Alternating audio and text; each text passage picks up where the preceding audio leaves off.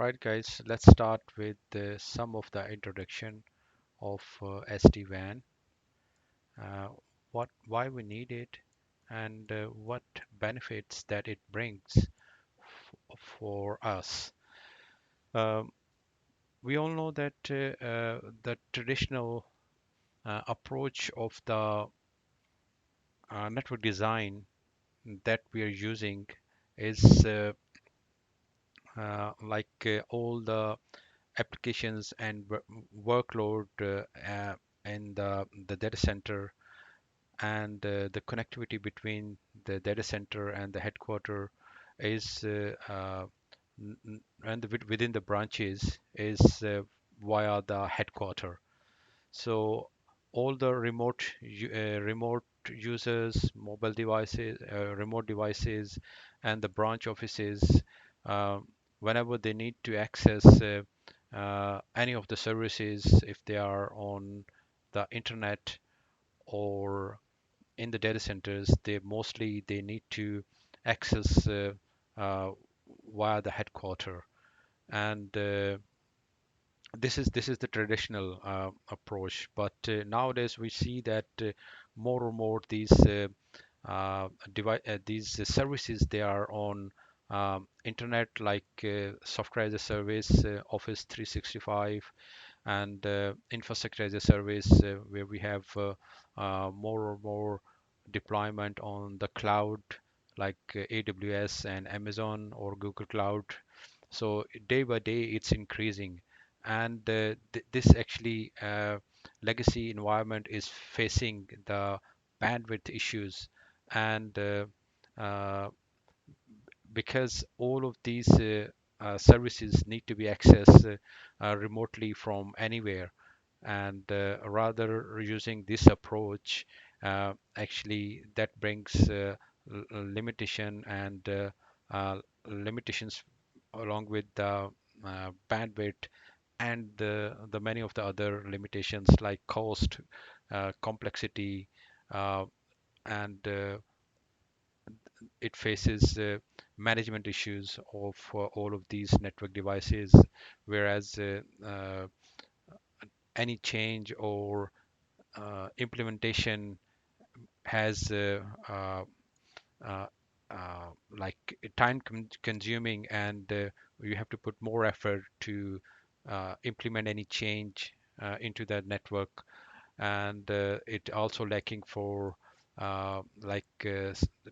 application awareness within that legacy network. So, and it is also that legacy environment is uh, like using MPLS and internet as its transport in active and backup manner, whereas SD-WAN uses uh, this all of the any of the networks that are available. SD-WAN uses into uses as equally and it equally load balance all that traffic on the available transports. So the issue with this legacy architecture is, as I say, that insufficient bandwidth, high cost,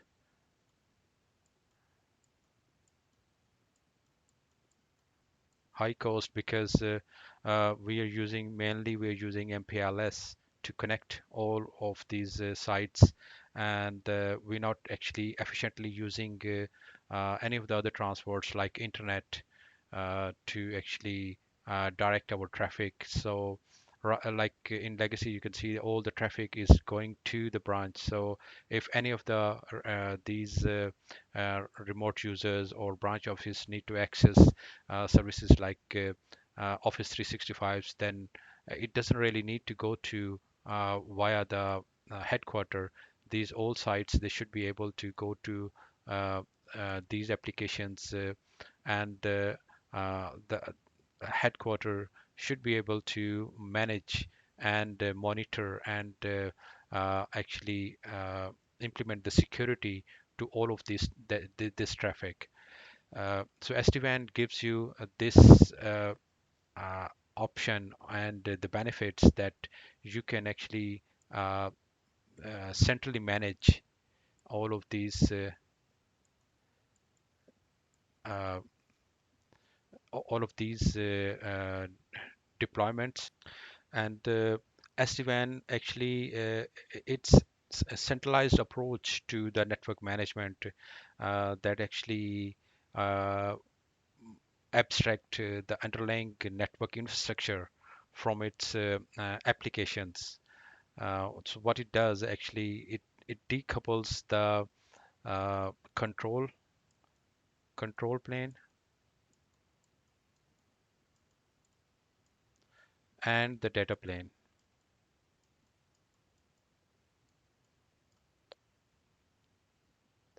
Control plane and the data plane. Uh, and uh, using SD-WAN, uh, we can actually uh, centralize and automate the network traffic management and adopt uh, to apply it like a centralized policy on to this traffic centrally. So SD-WAN is just like it's just a shift from the older uh, hardware based network that we are using for our traditional WAN uh, into a secure software based overlay fabric that runs over a standard network transports that are available like MPLS and internet and LTE and various other like transports that are available, and equally load balance the network traffic on all those available transports. Uh, and the SD-WAN actually runs on the same, probably same network that our legacy network is running, and it uses that network as its underlay network, and then and builds the overlay fabric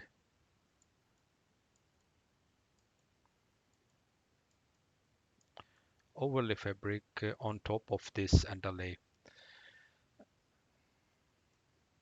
So gents, this was just a little introduction why we need this SD-WAN and what SD-WAN actually gives us over the benefits that it gives us.